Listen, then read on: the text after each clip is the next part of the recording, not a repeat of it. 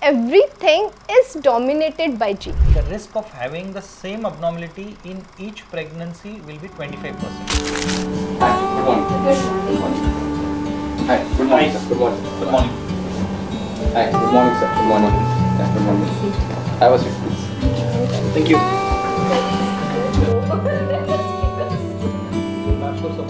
Google Map तो मेरा दोस्त नाम हेलो एवरीवन, आज के पॉडकास्ट के लिए एक टीम ऑफ एक्सपर्ट्स हमारे साथ जुड़ी हुई है जो कि Pune IVF centre and research institute Pimple सौदागर पुणे से है। सो ये मेरा सौभाग्य है कि मैं आज इनको इंट्रोड्यूस करने जा रहा हूँ। So I would like to introduce first doctor Samvida Darvi, जो कि गायनेकोलॉजिस्ट एंड इनफर्टिलिटी स्पेशलिस्ट है, जो कि फाउंडर भी है, medical director and chief IVF consultant eight Pune IVF centre and research institute. उसके साथ में हमारे साथ डॉक्टर अनूप राहुल जी है, जो कि कंसल्टेंट मेडिकल जेनेसिस्ट है at Pune IVF centre. Sir, आप फाउंडर एंड डायरेक्टर हो सहज जेनेटिक क्लिनिक। एंड हमारे साथ आज तीसरे हमारे स्पीकर है, जो कि मिस्टर आदेश शेटे है, जो कि चीफ एम्ब्रियोलॉजिस्ट है at Pune IVF centre. Hi everyone.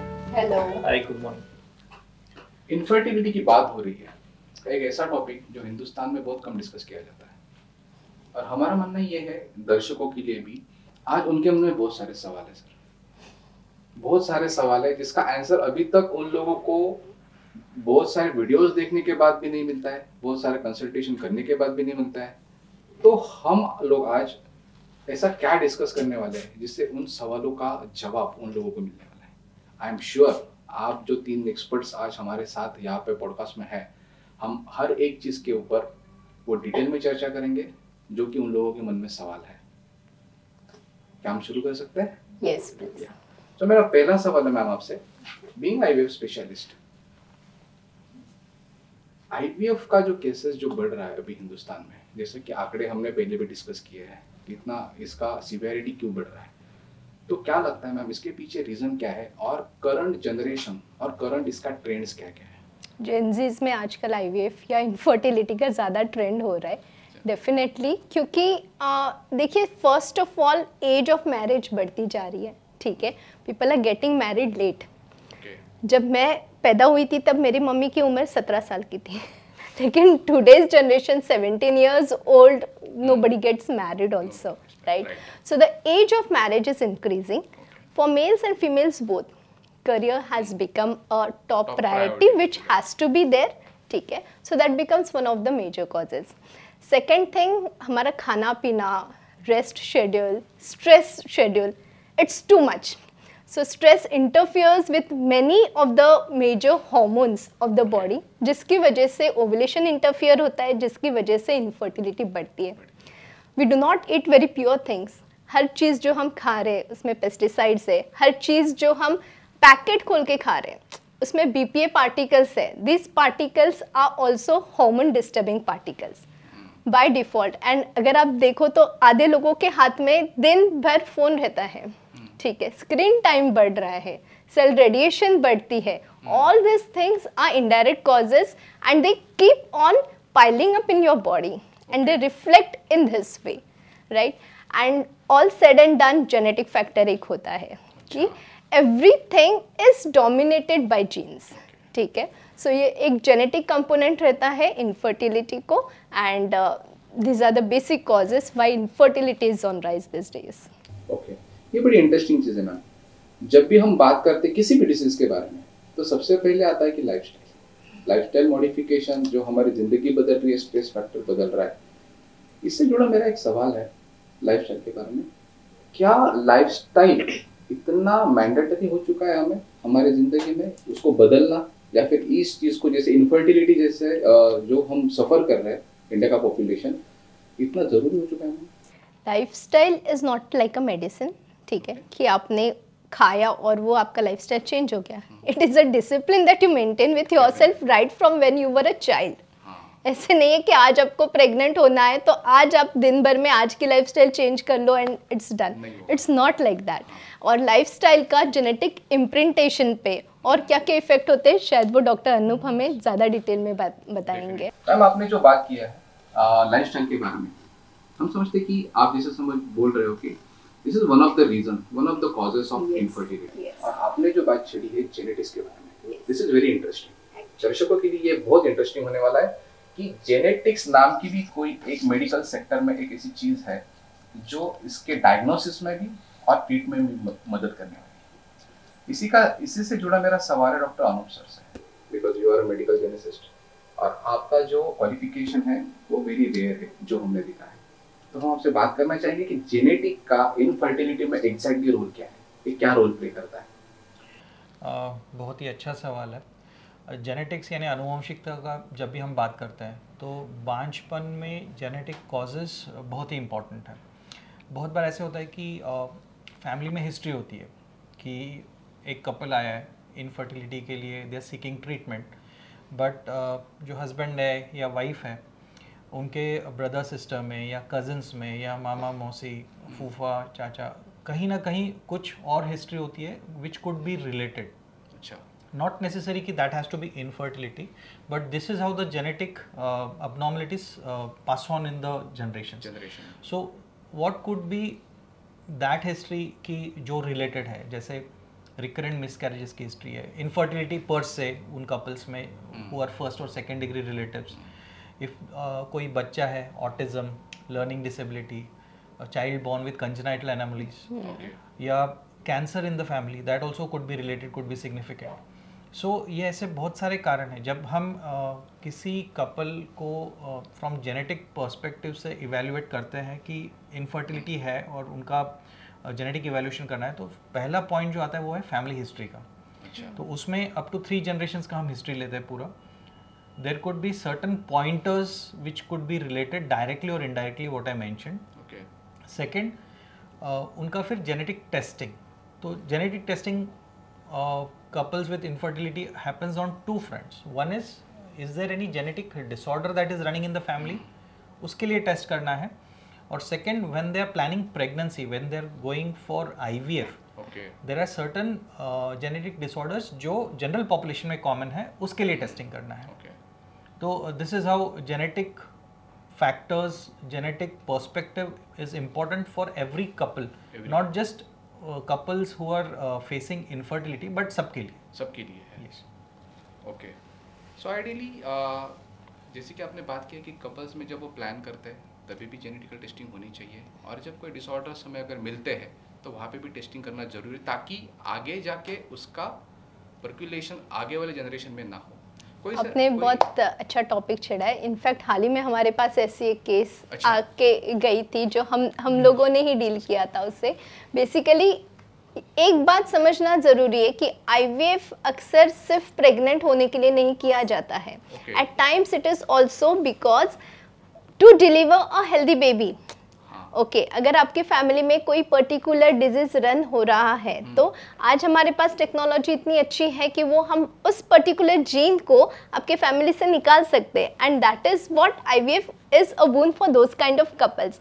So we have had a couple जहाँ पे फर्स्ट डॉटर वो कपल की बहुत हेल्दी और बहुत अच्छी है, then second time she delivered totally, मेरे ख्याल से सर हाईलाइट करेंगे, एक abnormal mentally retarded kind of baby who is not surviving, I think. Shayad sir. So this was a very interesting case. So couple they had one girl child, then a boy was born, and initial few months were absolutely normal, but जब growth milestones जब delay होने लगे, then they got concerned, उसका evaluation किया गया, investigations किए गए, but उसमें ये पता चला कि brain का growth नहीं हो रहा है, and the child succumbed to various complications, respiratory illness वगैरह वो, and the child succumbed. तो after that this couple was under depression, under stress and scared for going for next pregnancy. बीच में 2-3 miscarriages भी हुए। So इतना सब history के साथ they came, and now the challenge was कि जो बच्चा पहला expire हुआ था उसका कोई genetic test, कोई details नहीं थे। अच्छा। So we sat with the family, पिछले बच्चे के MRI रिपोर्ट्स, जो भी ब्लड इन्वेस्टिगेशंस हुए थे वो सारे हमने रिव्यू करे।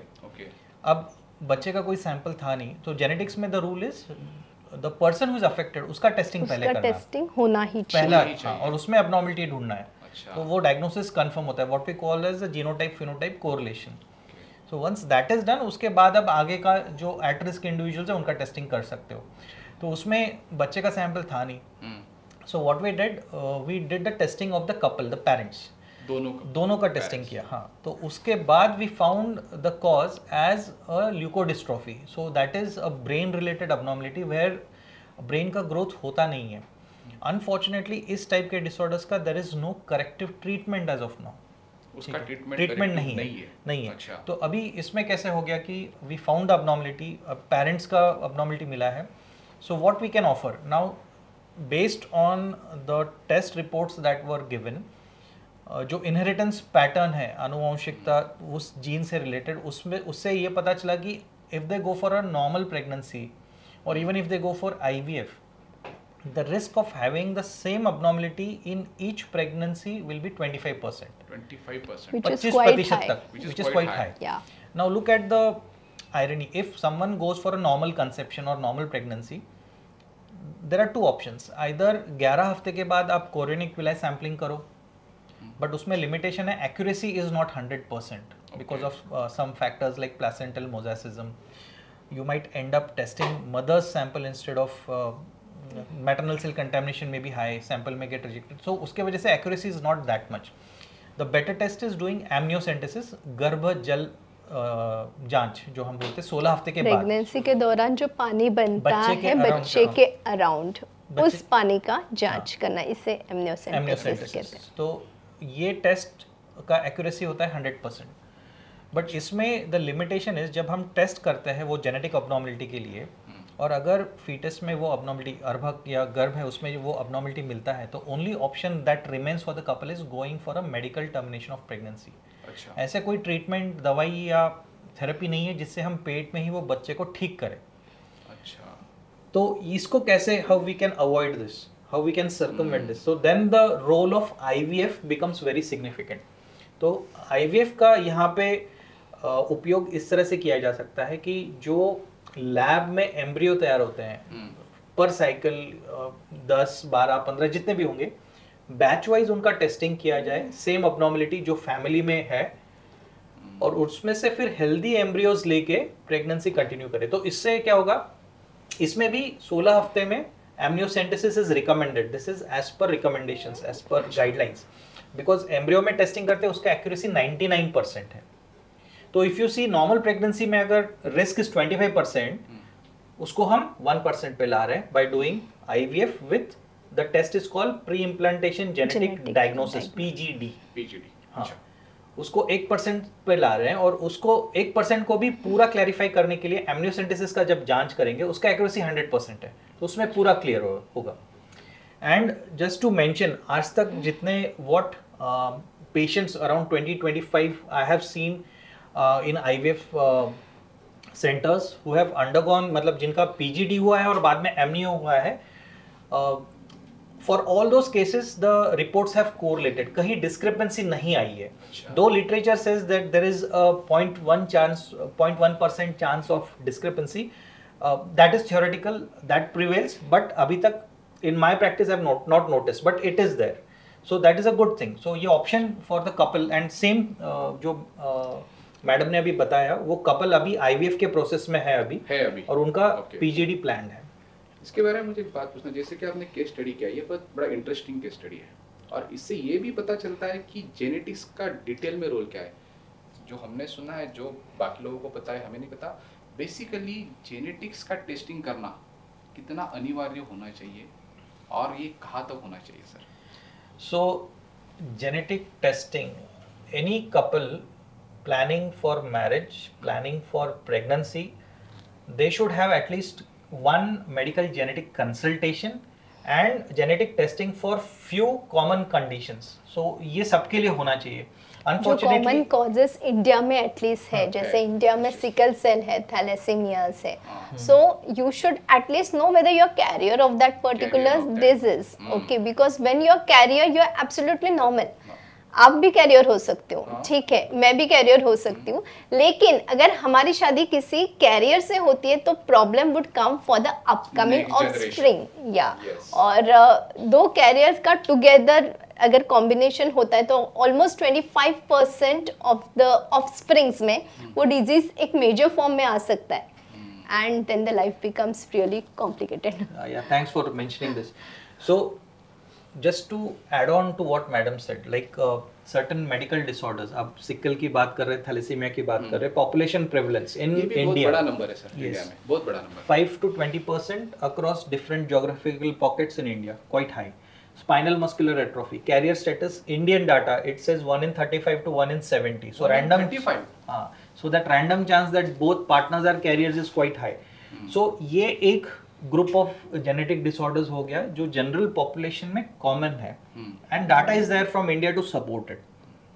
Similarly DMD, fragile X and so on. At the same time there are other disorders which are rare but they run in particular families, जो हमने अभी ये केस डिस्कस किया पहले, ल्यूकोडिस्ट्रॉफी. सो इनके फैमिली में था, that was a consanguineous marriage if I'm not wrong. Yes. So that was running in the family. So whenever genetic consultation मैंने इसलिए बोला था हर कपल के लिए, so to investigate, evaluate on two fronts. For common conditions that's a priority, that's why it should be done for everyone. And second, for in that particular family they may be carriers, they may not be aware, as ma'am mentioned कि carrier को कोई clinical features नहीं होता है. तो it could be autosomal recessive condition या x link condition, तो उसमें टेस्ट करने के बाद ही पता चलेगा. टेस्ट करने के बाद, so the suspicion has to be very high. And most of the times मेरे पास जब पेशेंट आते हैं तो ब्लैंक सेंटेंस होता है, हमारे फैमिली में किसी को कुछ नहीं है. That's a misnomer. I always tell them नहीं है, अच्छी बात है, but that doesn't rule out presence of any genetic disorder in the family. And to support that, studies show every one of us, हर एक में 1 से 2 अबनॉर्मल जीन्स रहते हैं. We are carrier, you, me, madam, everyone, everyone, for some rare condition. And it's matter of chance that 2 partners have same abnormalities in the same gene, and then the risk arises. So that is very negligible chance, but it is always good to be aware. And if you're planning a pregnancy, अगर पहले mishap events हो चुके, जैसे recurrent miscarriages, infertility से आप जूझ रहे हैं, तो it is always good कि ये baseline test किया जाए. So you can use this information when you're planning your IVF, you're planning your pregnancy intelligently. So information gives you the power to decide. So it is, जो हम देखते हैं कि ये जो सारी चीजें अवेयरनेस का भी उसमें बहुत बड़ा हाथ है, और जो हम देख रहे हैं कि इसके बारे में अवेयरनेस अभी उतना लोगों में नहीं है जितना कि होना चाहिए. So just to since you brought up this point, जैसे अभी DM जेनेटिक्स आपने शुरू में बोला कि it's a rare degree, I totally agree. तो DM जेनेटिक्स डिग्री इंडिया में ये करिकुलम ऑलमोस्ट 20-22 साल से है, ऑलरेडी है, but unfortunately that awareness has not been there, because जिन्होंने भी ये क्वालिफिकेशन लिया आज तक, एक ही कॉलेज में, मेडिकल कॉलेज में ये फैसिलिटी था, that was SGPGI Lucknow. And most of the my seniors who have done it have gone and settled abroad. और अभी and there were just 2 seats. मैंने 2016 में एडमिशन लिया, there were just 2 seats all over India, and as we are talking there are about 6 to 8 seats for DM right now. तो seats कम है, awareness कम है, not just in general population but also amongst doctors also. Right. अच्छा, तो जितने हिंदुस्तान में अभी जो सीट्स है, जो कैंडिडेट्स है जो पास ऑन कर, उनमें से एक तो हमारे सामने बैठे हैं, जो कि इसलिए हम फॉर्चुनेट है अभी जो हम आपसे बात कर रहे हैं कि जेनेटिक्स के बारे में और जीन्स के बारे में. ठीक है.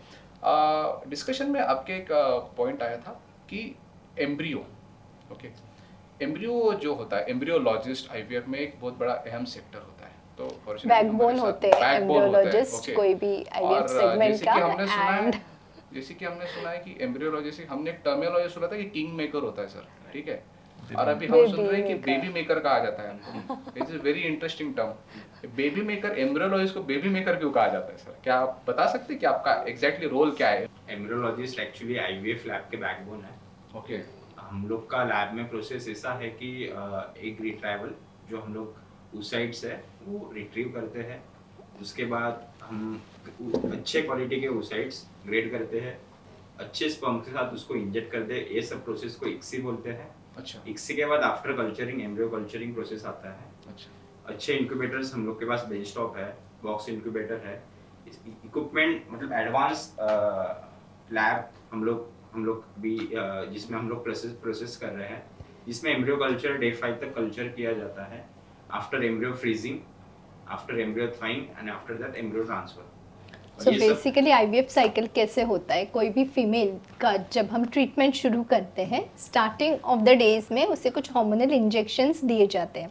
सो ये हार्मोनल इंजेक्शंस के रिस्पॉन्स में उसके एग्स, हर साइकिल में वो जो एक एग बनाती है उसकी जगह मल्टीपल एग्स फॉर्म होते हैं.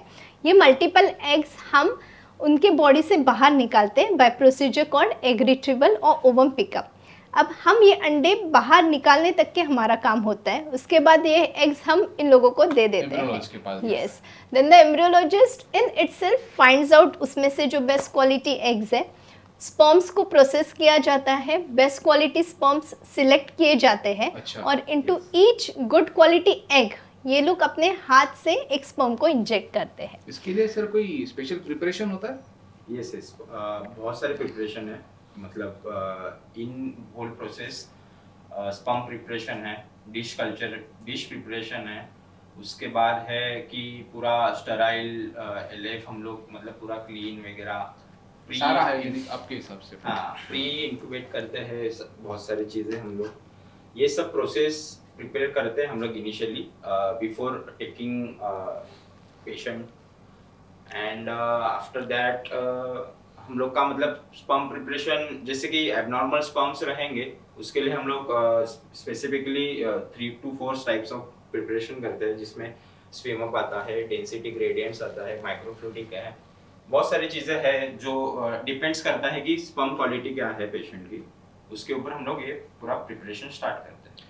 ये अगर इतनी सारी चीज़ें प्रिपरेशन में आती है तो इसके लिए जायज़ है कि इंस्ट्रूमेंटेशन भी उस क्वालिटी की होनी चाहिए? Yes yes yes, definitely. IVF centre में जहाँ पे आप अभी चीफ एम्ब्रियोलॉजिस्ट का रोल प्ले कर रहे हो, वहाँ पे ऐसा कौन सा इंस्ट्रूमेंटेशन है जो कि इस चीज़ों को डिफाइन करता है?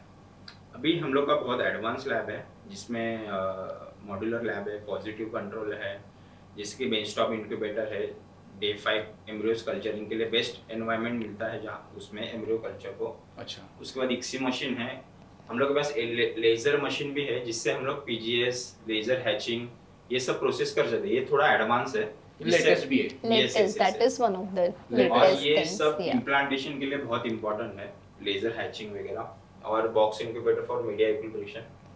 ये मतलब पूरा एडवांस फिलहाल हम लोग के पास लैब है जिसमें हम लोग पूरा प्रोसेस मतलब पूरा अंडर वन रूफ जितना एडवांस प्रोसीजर्स इनफर्टिलिटी में कर सकते हैं, आईवीएफ ट्रीटमेंट में कर सकते हैं, वो अभी पुणे आईवीएफ में अवेलेबल है। Absolutely, Yes. absolutely. It is one of Because the see, center. not just the eggs are important, not just the sperms are important. Embryologist is like equally important who selects the best out of them. ठीक है? पर ये best होके भी नहीं होता है, उन्हें जिस एटमॉस्फेयर में काम करना है, उन्हें जिस तरह के लैब में काम करना है, वो लैब का एडवांस होना भी उतना ही इम्पोर्टेंट है for us to deliver the results. Definitely. Sir, instrumentation की हम बात करें कि आप जैसे बता रहे हो कि सारा in house process IVF centre में भी हो रहा है, पुणे आईवीएफ सेंटर में। यस। सो इसमें ऐसा क्या खास है? हमारे लैब में इन हाउस हम लोग जेनेटिक टेस्टिंग कर सकते हैं, बायोप्सी।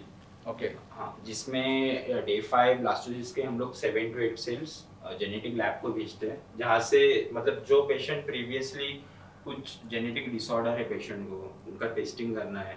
जैसे कि आप देख सकते हैं कि 35 प्लस फीमेल्स में एडवांस मैटरनल एज में ये पेशेंट को करना बहुत इम्पोर्टेंट है। बेसिकली कुछ स्पेसिफिक इंडिकेशंस होते हैं जिनमें हम लोगों ने चांसेस प्रेगनेंसी का, हेल्दी प्रेगनेंसी का बढ़ाने के लिए एम्ब्रियो बायोप्सी रिकमेंडेड होती है। दैट इज पर्टिकुलर लॉ आया है फिलहाल, ART law 2021 which gives a specific indications about it, कि ऐसे नहीं कि हम हर एम्ब्रियो को जांच करके ही डालते, बिकॉज इट कम्स थोड़ा सा with a cost as well, right. So whenever we find कि कोई पेशेंट का एज अगर ज़्यादा है, if it is more than 35, अगर पेशेंट को रिपीटेड प्रेगनेंसी लॉसेस है, जैसे कि सर ने पहले बताया, अगर किसी पेशेंट का कॉन्जेंगुअस मैरिज है, या तो फिर फैमिली में कोई पर्टिकुलर डिजीज है, या तो फिर फैमिली पेरिफेरल फैमिली ऑल्सो, मतलब 2nd degree 3rd degree relatives में भी ऐसी कोई मेडिकल कंडीशन है, तो ये सारी चीज़ें हम एम्ब्रियो बायोप्सी करके उसके जीन्स स्टडी करके वो जीन्स को आगे की जनरेशन में प्रोपोगेट नहीं होने के लिए ये सारे एफर्ट्स है, राइट। सो जो भी एम्ब्रियोज बनेंगे, ज़रूरी नहीं कि हर एम्ब्रियो का जेनेटिक मेकअप सिमिलर हो। What we are trying to do over here is we are trying to eliminate that gene from that particular family, and I think it's a big boon. Big boon. Right. Embryo biopsy की बात निकली, मुझे एक बात पूछना था आपसे कि एम्ब्रियो बायोप्सी जो है उसमें क्या रिस्क इन्वॉल्व है? बहुत 1 to 2% ही रिस्क है। अगर आपके पास स्किल्ड एम्ब्रियोलॉजिस्ट है तो एम्ब्रियो डैमेज होने के वेरी नेग्लिजिबल 1 to 2%। yes. और सेकंड थिंग कि इसमें रिस्क मतलब ऐसा नहीं है फिर, लेकिन एक रिस्क है मोनोजाइगोटिक ट्यूनिंग का। तो चांसेस है क्योंकि अपन लेजर हैचिंग करके जो पार्ट से वो सेल्स निकालते हैं, वो पार्ट इन केस इम्प्लांट होके डिवाइड होने का चांस रहता है। अच्छा, तो बट ये बहुत नेग्लिजिबल है। नेग्लिजिबल केसेस है, Yes, yes, उतना तो मार्जिन होता ही है Yes, बेसिकली। yes. मैं सारे एक्सपर्ट्स का तहे दिल से शुक्रिया अदा करना चाहता हूँ जो कि इन्होंने हमारे साथ इतनी अच्छी इन्फॉर्मेशन शेयर की है। बहुत सारे सवाल थे, बहुत सारे जवाब आए जो कि हमारे दर्शकों के लिए काफ़ी मददगार साबित होने वाला है। आगे भी हम उनसे बात करने वाले हैं, आगे भी हम उनसे चर्चा करने वाले हैं। बहुत सारे सवाल अभी भी ऐसे है जो इसका जवाब अभी हमें मिलना बाकी है। इसके लिए हम गुजारिश करते हैं कि आप हमारे साथ अगले भाग के लिए बने रहें।